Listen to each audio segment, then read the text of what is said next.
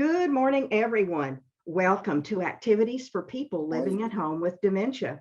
We are proud to offer this series with funding from the Area Agency on Aging and the United Way of Tarrant County.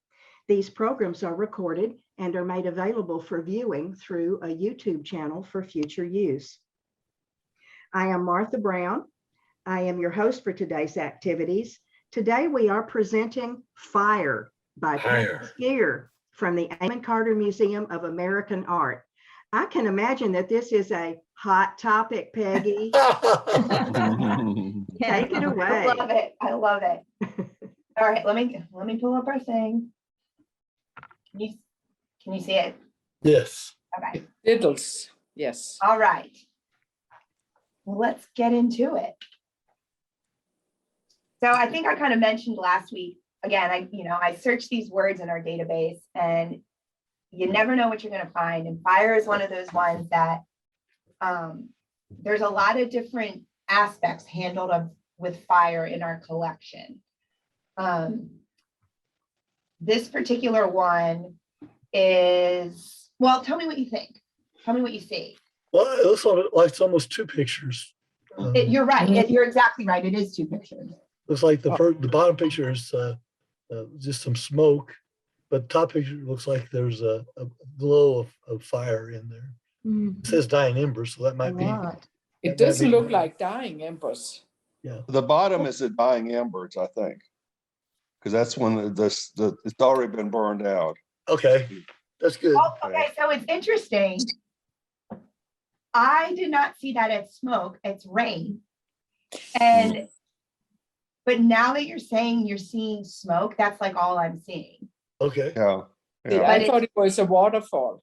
Yeah, Yeah, I can see that it's too. the ocean. Okay. You can see, or it's water of some sort, but it's a big body of water. And it's either mist off of something or a torrential downpour. It's kind of, we don't really know what it is, but we know that it's water.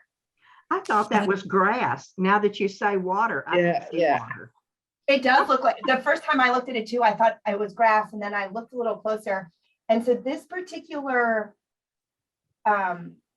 photograph is from a larger series entitled Between Here and There.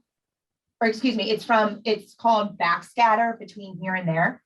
And this series is looking at water, kind of this I want to read what he writes. Reflection of particles, waves, and signals back to the direction from which they came. And he's looking at the surface of the water and how that interacts in different places throughout life. And so the series of photographs, he's merging two pictures together. So you're not always 100% sure what you're looking at or what is the larger context of it. Yeah. Because he's merging them together to kind of obscure what they really are. Wow. I was almost going to say, if you think about water, the bottom one almost looks like after they've dumped a load of water from an airplane onto a fire. Oh, yeah. Mhm. Yeah, you're right. Oh. It does have that look. Yeah.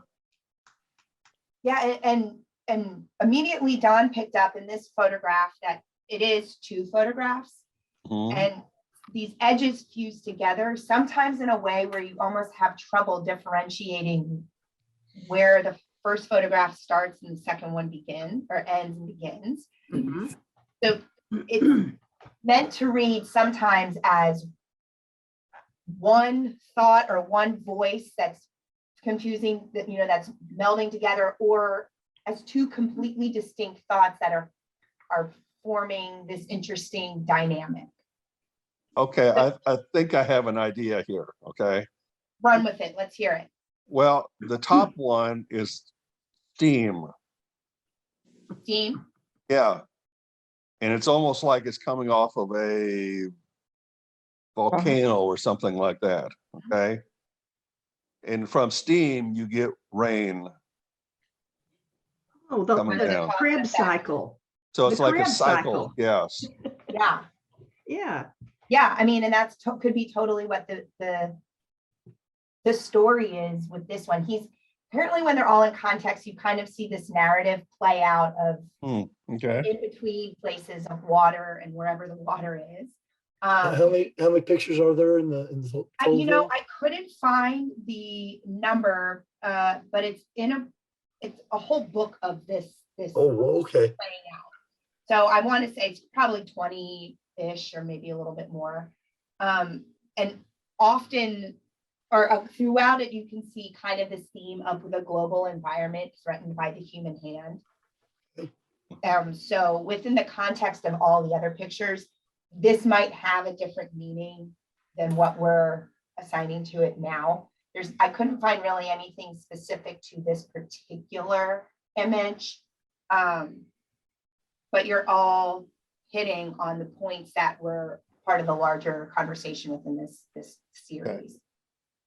And so you can see the harmony, you know, kind of, Steve, you're talking about the cause and effect of, you know, how our ecosystem might work or environment works. With doorbell. So if that's something that he's playing throughout as well, that harmony of what we see happening in nature.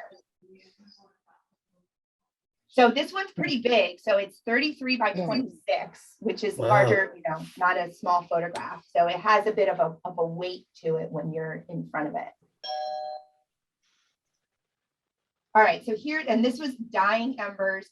And interestingly enough, there's like, from when I was doing some research, there's a teen novel by a Tom Young called Dying Embers. Yeah. So if you're giving it a Google yourself later, that's not what we're looking at. Yeah. You know, I just Googled Tom Young's photos. Oh, It comes up with a series, a couple of photos that shows images of fire and images of I can't see all the images, but it's there's fire. It's got a fire related theme. yeah. One of them is a bicycle that's been burned over with a smokestack in the background. So anyway, that's what a general Google search got me. He was fascinated by it, huh? Yeah. And for this particular series, what is it, Backscatter? Our curator, John Morbach, wrote an essay or the foreword for. So if you pick up the book, you'll see words from our curator. Okay. Ooh. All right, so a good friend Remington, he's back. We're looking at this beautiful painting entitled The Grass Fire. So what are we looking at here? The grass fire. You're right. See, It looks like it's a it looks like kind of low level burn. It's not a giant grass fire. Oh, I see a gun. Yes. So wonder why the grass fire, maybe something ignited from a fight. You're on the right track, Martha. The grass fire was a technique in warfare that the Plains American Indians would use to throw off the enemy. Oh, yeah. And so the grass fire would cause a lot of smoke. Yeah. Depending on which way the wind was blowing, deliberately pushing towards wherever their enemy is, they would start a grass fire. So then the smoke would cause confusion and they were able to advance to engage in battle. And so this typically grass fires started they would start it before dawn. So then it was the cloud of confusion before the sun even came up. They, were already disoriented or whatever, retreating. So he's capturing kind of that moment, but there's a lot of unknown happening. So do you have any, what are some questions you're wondering when you're wondering why the guy's pants are not level? This guy right here? No, the one with the shorts on. Yeah. Oh, the with the loincloth? More like a loincloth. Yeah. Wardrobe it- malfunction, maybe. Yeah, yeah. Okay. I think the Plains Indian also used fire for a hunting technique. They use it to herd Yeah, animals Yeah. this, to a point. this, because of the, what they're wearing, it would probably suggest war. Yeah. You see a man with a war bonnet on. Yeah. Oh, yes. Yeah, but that's the So- chief. Oh, say that again, Yada? Isn't that the chief? It The might Indian be. chief with the big head dress? Yeah, it might be the chief with the war bonnet on. You can see this person has a feather. Some people back here have feathers. The thing with Remington is whereas Russell was typically good at addressing a certain nation in what was their traditional wardrobe, Remington would often generically assign a war bonnet on an Indian who would not be wearing a war bonnet just because it felt American Indian to him. Mhm. He had things in his studio that he would use as accessories to kind of dress the Indian, whether it was, this was from the Shoshone and this was from the Ute and that was from the Navajo. It didn't matter to him. He kind of mixed and matched. So ethnographically, that's really oof, but that might have been some sort of chief. He actually might have been, but I don't think he ever witnessed a grass fire. I don't think he was ever told about a grass fire. I think this is something he was and by this point, he wasn't going out west anymore in his career. And even when he was out west, I don't think he saw a lot of most American Indians were being moved and relocated to other parts of the country that might not have been traditional way of life. It looks like the smoke's going away from them, so that would support them.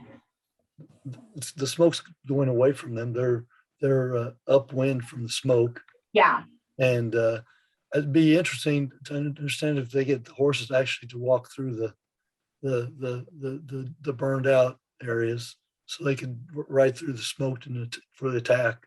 that would be, I know, I'm curious how that works with navigating with the animals and themselves through the Yeah. smoke. This type of painting is called a nocturne, means it's a night scene. And Remington, this is like right towards the end of Remington's life, was really interested in and got really good at painting these night scenes. He was really good at color. He went to Yale and took different color theories and classes and things like that. So he got really good. He was an illustrator for forever. So he was in black and white for so long of his career, but then got really good at color implementing and things like that. So the nocturne was something he got pretty good at, with creating that greenish, yellowish glow of moonlight.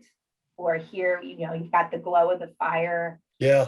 And then you can't see. We feel like we're feet away from whatever's happening. We're not pulled back to see what's going on. We are like thrown in whatever is going on. We could be Well, on the a amount of horse. light from the fire seems like it's a bigger fire than we're seeing.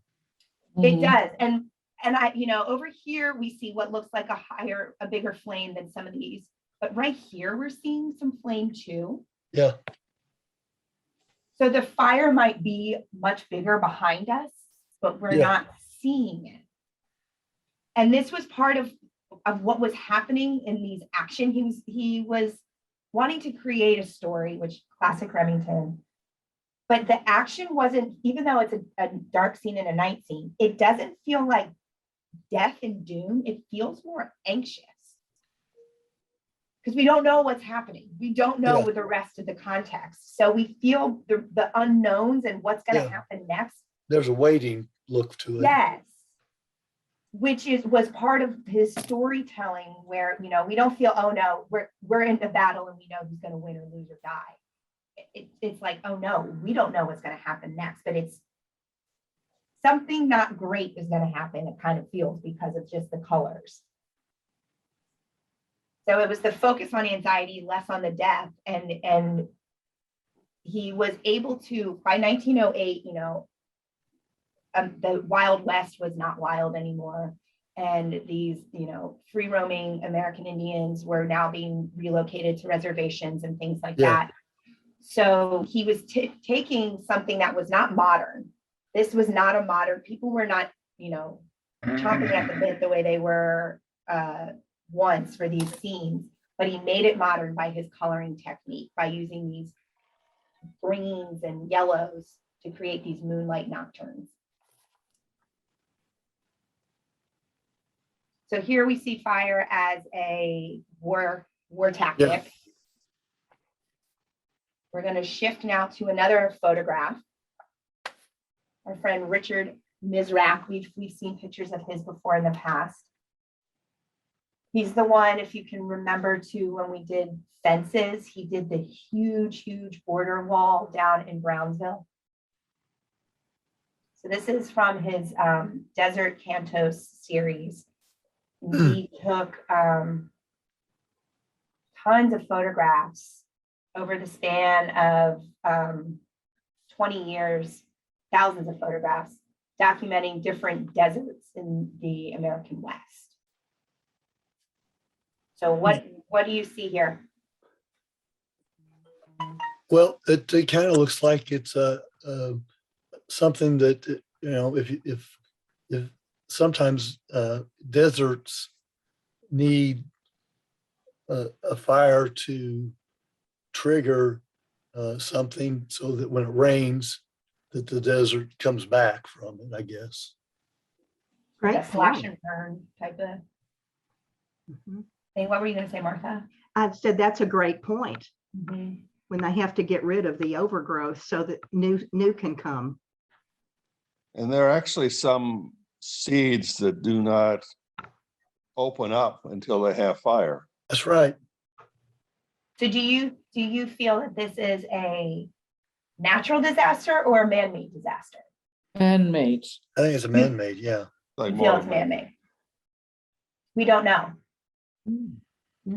We don't know. And that's part of the story or the thought Richard is trying to address here.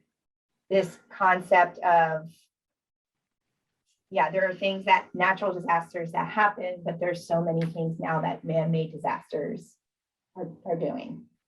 Yeah, it looks like these palms that are shown here have already been burned. Yeah, Yeah, you're right.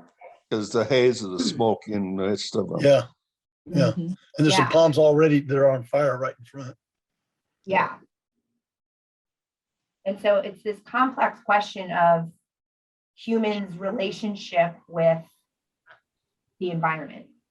And this is a beautiful picture. But then, you're like, wait, but it's beautiful, but it's destructive. And what is happening that we're seeing? And so other pictures in this series include human and violence and indifference against the environment, which is like nuclear testing sites in the US. What else? What is it? Rocket launch sites, Right, launch, yeah. forest meccas.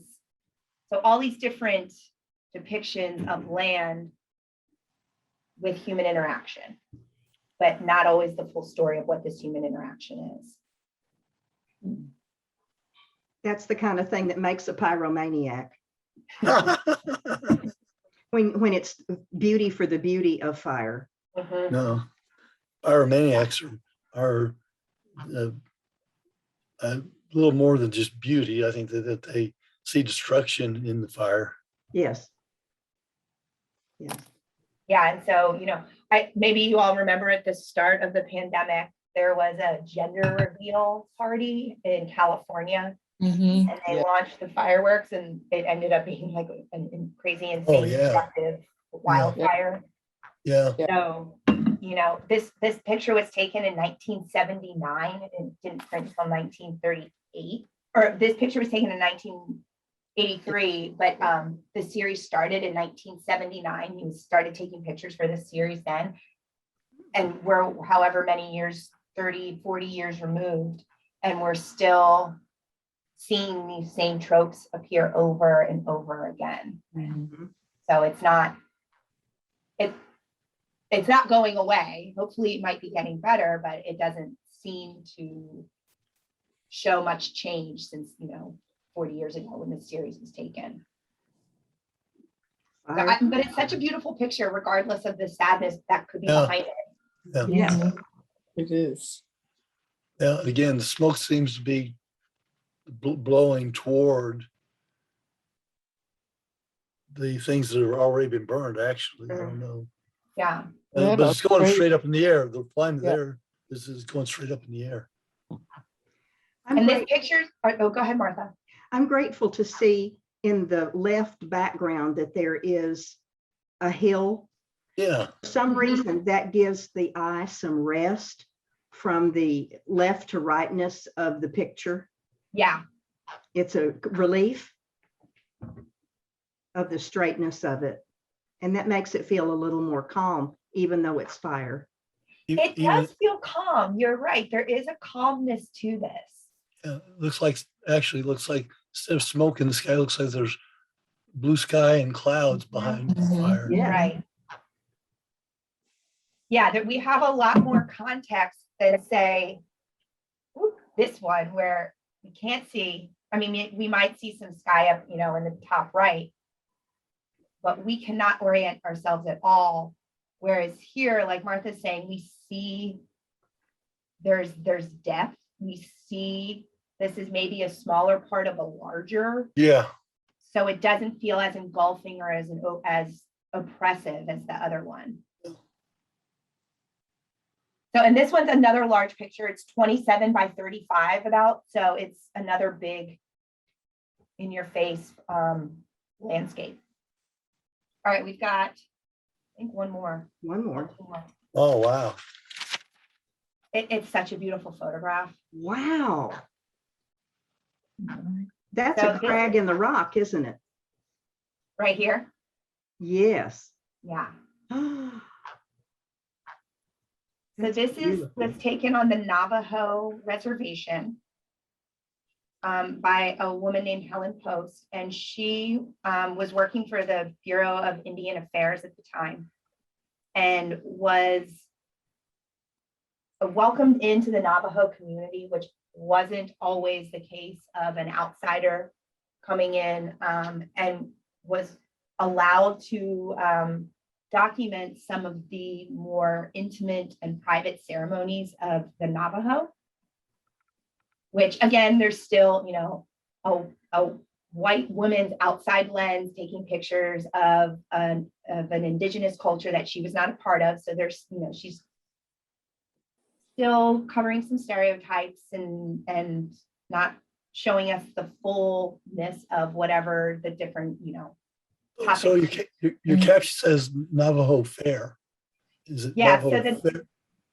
Okay, the night chant, from what I could research, and my background is in Indian, so I'm not super versed in the Navajo, but the night chant was typically a 9-day event that was both a medicinal event and a healing of the people with the universe event.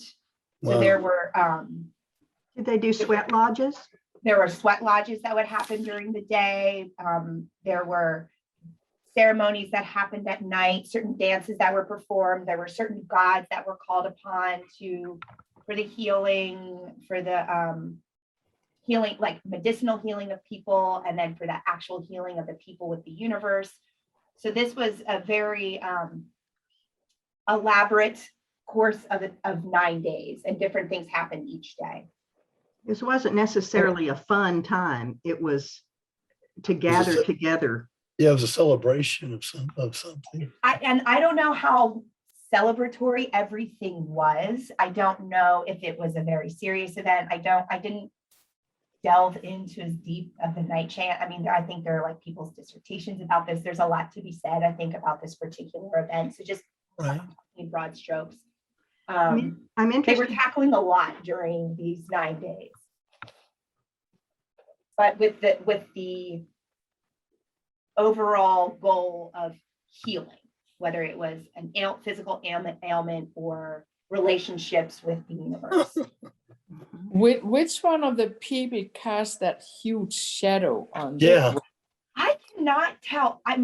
Based on the pose, my hunch is that it's this person right here. But even then, the gap is still too big on the arm. So I cannot figure this out. That's right. That's right. That could be the person, yeah. And then there's a cowboy with all of his clothes on. Where do you see that? He's not To a the cowboy, right- he's an To the right Indian. of the person that you just pointed out. But he's an Indian. I still think he's an a Indian also. It's Yeah, Oh, really? yeah, this is an American Indian as well. yeah, And I don't think see a he's hat been- or anything. oh, Okay. Yeah, he's got chaps on and like maybe not a war shirt, but like a ceremonial shirt on. Ah. So Okay. this is just a beautiful, but using fire as ceremonial, using fire, in a lot of religions, fire represents something Mhm. more than just fire. And the earth element of it. So it's the fire. I mean, granted, it's providing light, but the fire in a lot of American Indian cultures is a very important Yeah. it's a aspect of life. it's a purification. Yes, Yeah. yeah. Yeah. Yeah. It We've kind got of one reminds me. more. It and kind of I reminds thought me of- of my. Oh, go ahead. Kind of reminds me of my Boy Scout camping trips. Where Yeah. we'd set up a big fire and everybody would Like a big bonfire. big bonfire. Yes. Hmm. Or in high Yeah. school we'd burn an outhouse at homecoming. Ah, yes. That smelled. Yeah. Folks, we'll see Bye, you Steve. next time. Bye, Bye-bye. Bye, Steve. Bye. Very good. Bye. Bye, Steve. Bye. And we've got one more, which this is like totally different, but it just Oh. kind of made me giggle when I found this one in our collection. This is a demo at the Southwest Training Facility of a woman demonstrating how to use a fire extinguisher if it's needed. Mm. Has anyone been in a training session like this? Not I. No. I got to pull a fire alarm once as a training exercise. That was cool. I was gonna say, was that pretty cool? It was surprisingly easy. You would think it would be to pull, Yeah. but it was like, oh, tapping somebody on the head. It was really easy to pull. And And that I imagine that would have been like so cathartic, just like, yes. But I never got to put anything out. we had a fire extinguisher training like 2 or 3 years ago. There was no actual fire, but there were like 20 of us standing outside on the driveway of the museum, and we all got to take turns blowing the fire extinguisher. It was so fun. I was like, man, if you guys ever need somebody to do it, call me. I can do this. You're down, huh? Yeah, I was like, anything else he's putting out? Well, I've got it in my hand. They're like, all right, enough. Take it away from Peggy. Powerful Peggy. Yeah. But it was, I mean, it's pretty fun. But yeah, here, this is one of a series that this particular photographer, he's a Texan from the Monahans. Am I saying it right? Monahans? Yeah. And he actually was really focused on American Indian, capturing different American Indian reservations in Texas, if I'm remembering that correctly. But this was a particular series he did of different businesses and companies that were headed in Dallas or stationed in Dallas and Fort Worth. And so this is just one. He's got these flight attendants. He's got people from Mary Kay, I believe. He's got people from construction sites, groundkeepers at the stockyard. So he's capturing all of these different types of professions that are here in the area. Did anyone ever work for Southwest or Mary Kay or anything in the area? No. No. No. Phone company, but that kind of doesn't count. Which company? Phone company, Oh, well, AT&T. It yeah. looks like there's like a pool right beside it. Mhm. Mhm, That's I probably guess where they're they learn practicing how water to do. evacuation. I Yeah, don't water know. evacuations. Yeah. mhm. Yeah. Yeah. But like this was just like nothing else looks simulated like a plane. Like maybe Yeah. that, Mhm. But this just looks like they're in like a pool area. Yeah, Mhm. it's hard to understand a scenario where a flight attendant is putting out that kind of fire, but it could be. Well, could you smoke Yeah. cigarettes in planes in 1984? Yes, you could. Yes, you I, could. I did in the 70s. Remember they used to have the ashtrays on the little Oh, arm yeah. rest? Yes. Man, Ugh. I remember we were Hi, flying. Myra. Hey, Myra, welcome. We were flying Thanks. from South Africa, and that flight, we had a touchdown in Okay. Senegal. And there was a woman sitting next to me who I guess was a smoker. And we didn't deplane in Senegal. And she was like running through the aisles, begging for people to give her nicotine gum. I was like, oh my God, like it was such a thing. Because she was like, we used to be able to smoke on planes. I'm like, all right, well, we can't anymore. And I remember that being a thing, like bring your Nicorette gun if you know you can't smoke on a flight. Yeah. That was horrible to be in a smoking, Yeah, it you know, was. at the time when they were smoking and you were sitting just in front of the row where they could start smoking. Wow. Mhm. It was bad. Doesn't Oh, that it was just sound horrible. crazy? Yes. Well, okay, so those are our fires for today. Next Okay. week, we're off because we have a bunch of different tours happening here that I have to give. And then we're back the week before Thanksgiving, 17th, and that will be squash. We're getting in the Gosh. Thanksgiving spirit. Not this kind. Not this This kind. kind.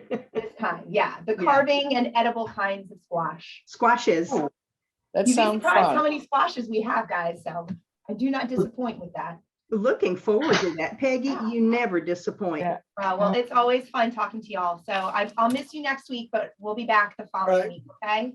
All right. Excellent. We'll think of you walking around with one. Bye. Hi, Bye. Peggy. Bye, y'all. Bye, Miss Peggy. My goodness. Woo.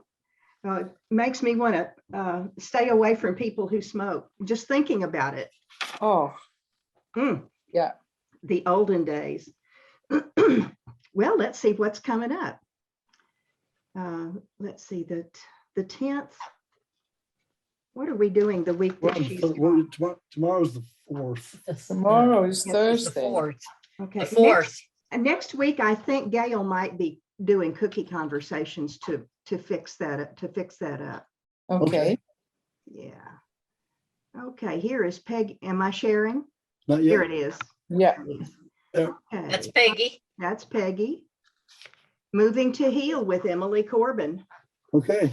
I look forward to that. My body likes it when she comes along. That's right. I won't be here tomorrow, but Hans will. Okay, Hans, we'll take care of you. I will. Yes, and we'll be glad to have you with us. Anybody have anything they want to talk about or share today? Well, are we in Texas? Are we in chat? Or You, what do you call it? The Memory Cafe. Memory Cafe? This is Wednesday. this is Wednesday, so you need to stop the recording. Yes, I Yeah. do. Okay.